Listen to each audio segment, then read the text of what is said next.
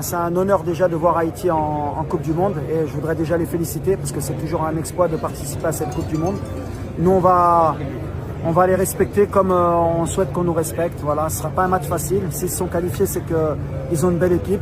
Ils vont avoir le temps de se préparer. Quand El, entraîneur du Maroc, exprime devant la presse à la veille d', un grand rendez-vous comme la Coupe du Monde de la FIFA 2026 TM, chaque mot est scruté, analysé et repassé au crible.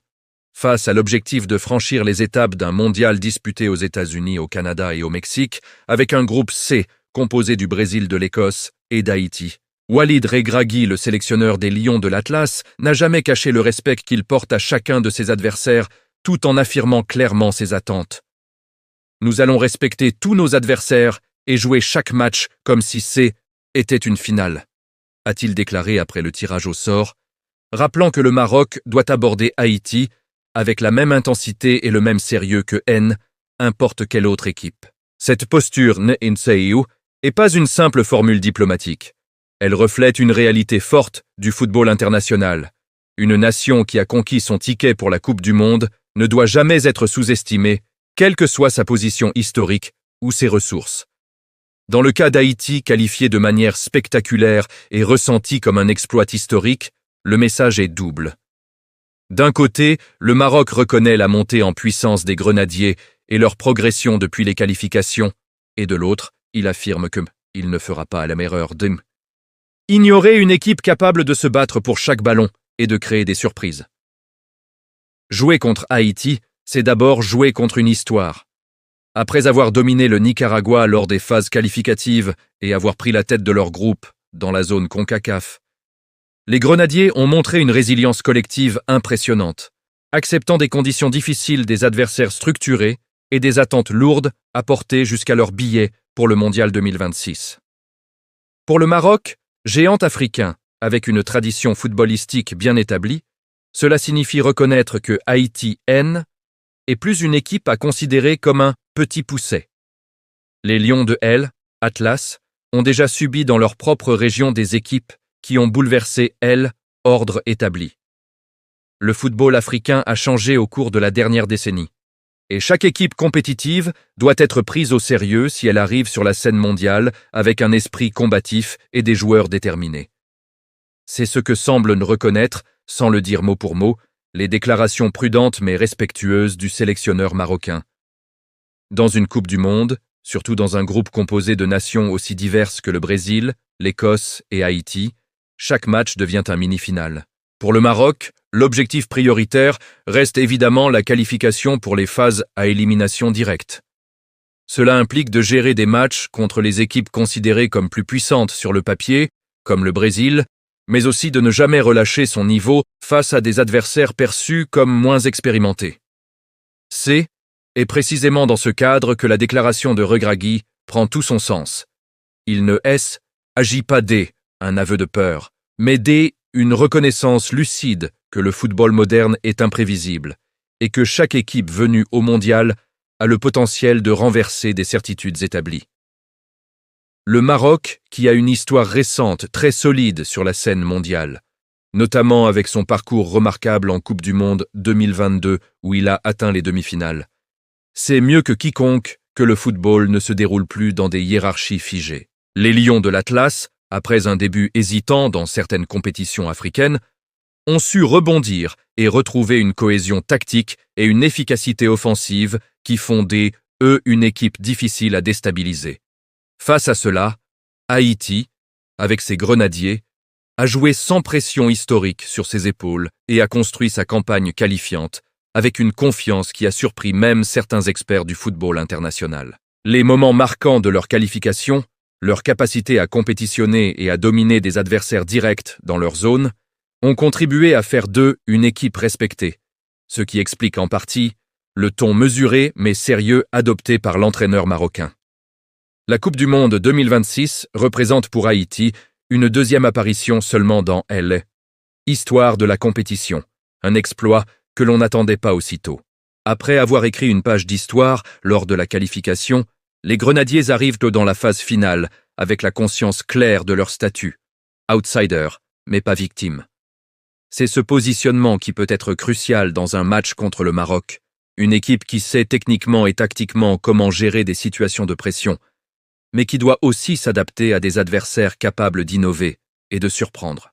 Pour le Maroc, l'approche tactique contre Haïti ne sera pas fondée sur la sous-estimation, mais plutôt sur l'approche stratégique classique, analyse minutieuse du jeu adverse, adaptation en cours de match et exploitation des forces.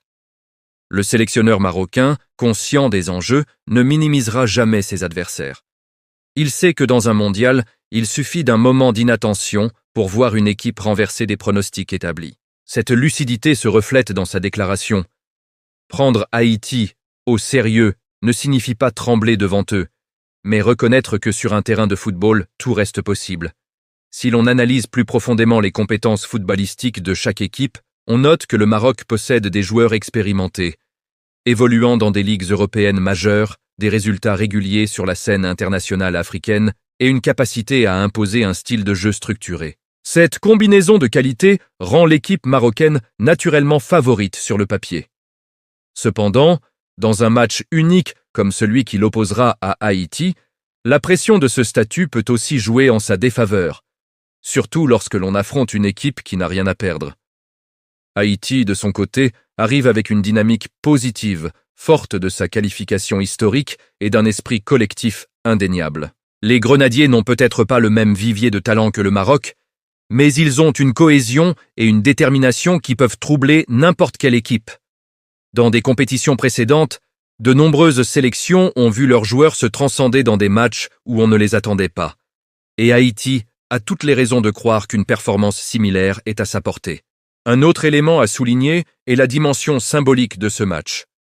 Haïti représente une nation qui a longtemps été absente des grandes scènes mondiales, tandis que le Maroc symbolise une puissance émergente du football africain. Lorsque ces deux histoires se rencontrent sur un terrain de Coupe du Monde, ce n'est plus seulement un affrontement de style ou de tactique, c'est aussi une confrontation de destin, de parcours et d'aspiration. Cela explique encore pourquoi l'entraîneur marocain n'est pas dans la surenchère des déclarations bravaches, mais plutôt dans la reconnaissance réaliste de son adversaire. Quand les Grenadiers et les Lions de l'Atlas fouleront la pelouse du Mercedes-Benz Stadium d'Atlanta, ce sera un moment historique pour les deux nations. Le Maroc cherchera à affirmer sa suprématie et à confirmer son statut de favori africain, tandis qu'Haïti tentera de montrer qu'un outsider peut rivaliser avec les puissances établies. L'issue de ce match ne se jouera peut-être pas sur papier, mais sur la capacité de chaque équipe à gérer la pression, à exploiter ses forces et à rester fidèle à son identité de jeu, ce qui promet un spectacle intense, imprévisible et passionnant.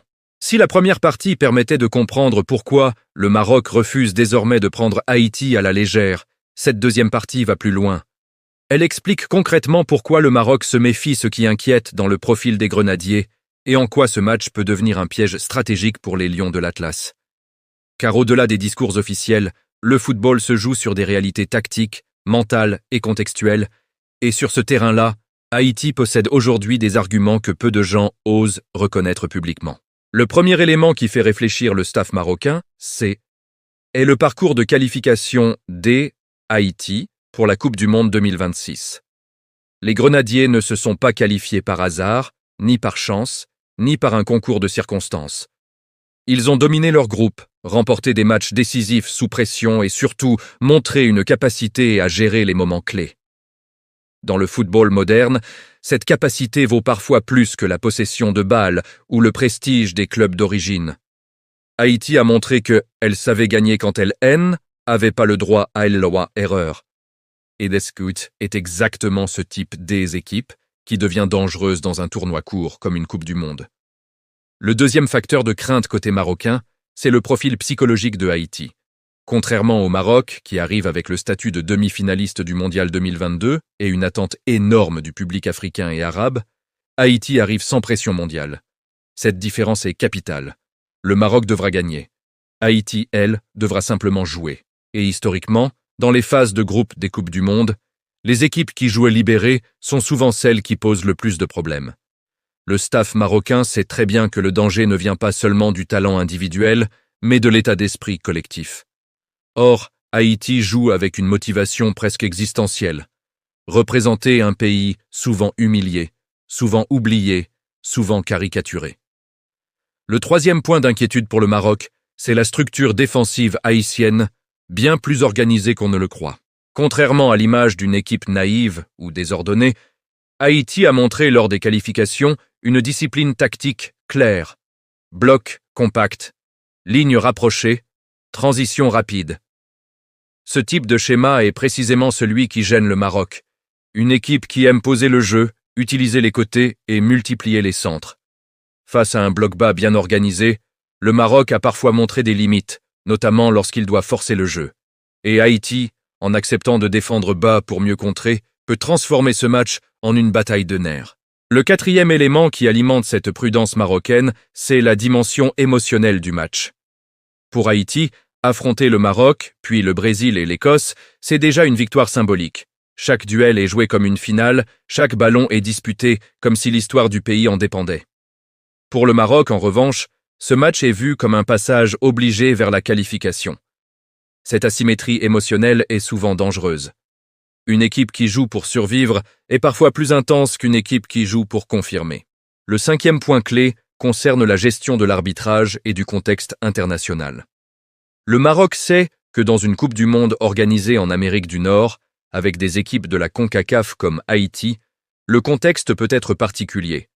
Public partagé, pression médiatique, décisions arbitrales parfois discutées.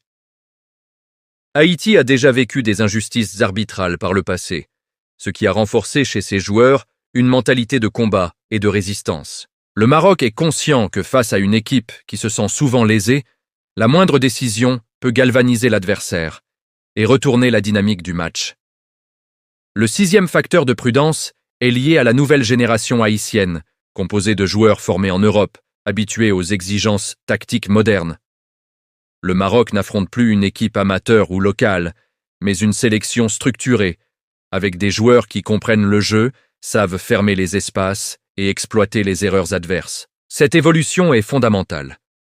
Les staffs techniques ne se basent plus sur les classements FIFA ou les réputations passées, mais sur les profils réels et les tendances récentes. Et sur ce plan, Haïti progresse vite. Le septième point qui explique pourquoi le Maroc tremble intérieurement, même s'il ne le dira jamais publiquement, c'est le risque du faux pas. Dans un groupe où figure le Brésil, chaque point est vital. Un nul ou une défaite contre Haïti compliquerait énormément la qualification marocaine et mettrait une pression énorme avant les matchs suivants. Le staff marocain sait qu'un match raté contre Haïti serait perçu comme un échec national, médiatique et politique. Cette pression transforme Haïti en un adversaire psychologiquement dangereux, car elle n'a rien à perdre. Le huitième élément concerne la préparation spécifique du match. Contrairement à ce que pensent certains supporters, le Maroc ne prépare pas Haïti comme un match facile. Les vidéos sont analysées, les statistiques étudiées, les profils individuels disséqués. Cette préparation approfondie est en soi une preuve de respect, mais aussi de méfiance. On ne prépare jamais autant un adversaire que lorsqu'on sait qu'il peut poser problème. Le neuvième point clé est la symbolique africaine et diasporique. Beaucoup de joueurs marocains sont conscients que Haïti représente une autre facette du football mondial, celle des peuples issus de histoire coloniale, de la diaspora, de la résistance. Ce type de match dépasse parfois le simple cadre sportif et crée une intensité émotionnelle supplémentaire. Les staffs modernes prennent en compte ces paramètres car ils influencent directement l'engagement sur le terrain. Le dixième et dernier facteur de cette analyse est simple mais fondamental. Le football obéit plus aux hiérarchies anciennes. Les Coupes du Monde récentes ont montré que les surprises ne sont plus des anomalies, mais des tendances. Le Maroc lui-même en est la preuve avec son parcours en 2022. Et c'est précisément pour cette raison que le sélectionneur marocain insiste sur le respect et la vigilance face à Haïti. Car il sait, mieux que quiconque, qu'un outsider motivé peut renverser n'importe quelle puissance s'il est sous-estimé. En conclusion, le match entre Haïti et le Maroc à la Coupe du Monde 2026 ne peut plus être considéré comme un simple duel déséquilibré entre une grande nation du football africain et une équipe supposée secondaire. Les faits Le contexte et les déclarations du sélectionneur marocain montrent clairement que Haïti est désormais perçu comme un adversaire sérieux, capable de poser de vrais problèmes sur le terrain. Ce respect nouveau ne vient pas d'un discours de façade, mais d'une analyse lucide de la trajectoire récente des Grenadiers, de leur qualification méritée et de leur état d'esprit compétitif. Haïti arrive à cette Coupe du Monde avec un profil particulier. Une équipe construite dans l'adversité, forgée par des obstacles extra-sportifs, habituée à jouer sous pression et souvent confrontée à des décisions difficiles, notamment arbitrales. Cette expérience a renforcé la mentalité du groupe. Les Grenadiers ne jouent plus seulement pour gagner des matchs. Ils jouent pour affirmer leur place, pour prouver qu'ils existent dans le football mondial et pour montrer que le talent peut émerger même dans les contextes les plus difficiles. Face à eux, le Maroc arrive avec un statut, une réputation et une attente énormes. Demi-finaliste du Mondial 2022, le Maroc n'a plus le droit à l'erreur. Chaque match devient une obligation de résultat. Et c'est précisément cette pression qui rend la confrontation avec Haïti délicate. Le football a souvent montré que les équipes sans pression peuvent devenir les plus dangereuses, surtout lorsqu'elles affrontent des nations favorites qui ont tout à perdre. Dans ce contexte, la déclaration du sélectionneur marocain prend tout son sens. En rappelant la situation sociale et économique d'Haïti, mais surtout le parcours courageux des Grenadiers vers la qualification, il reconnaît implicitement une vérité que beaucoup préfèrent ignorer. Haïti-N est plus une équipe que elle. On peut balayer un revers de main. Le respect affiché n'est pas de la compassion, mais une stratégie. Car dans une Coupe du Monde, le moindre relâchement peut coûter une qualification. Haïti, de son côté, a une opportunité historique. Non seulement de défendre ses chances sportives, mais aussi de changer définitivement la perception internationale de son football. Chaque duel, chaque minute jouée face au Maroc sera une occasion de démontrer que les Grenadiers ont grandi, qu'ils ont appris de leurs échecs passés et qu'ils sont prêts à affronter importe quelle nation, sans complexe. Au final, ce match ne sera pas seulement une opposition entre deux équipes. Il sera un test de maturité, de mentalité et de respect mutuel. Le Maroc le sait, Haïti le sent, et le monde du football commence à le comprendre. Quelle que soit l'issue, une chose est déjà acquise. Haïti n'est plus invisible, et personne ne peut désormais entrer sur le terrain contre les Grenadiers sans vigilance, sans préparation et sans crainte d'une surprise.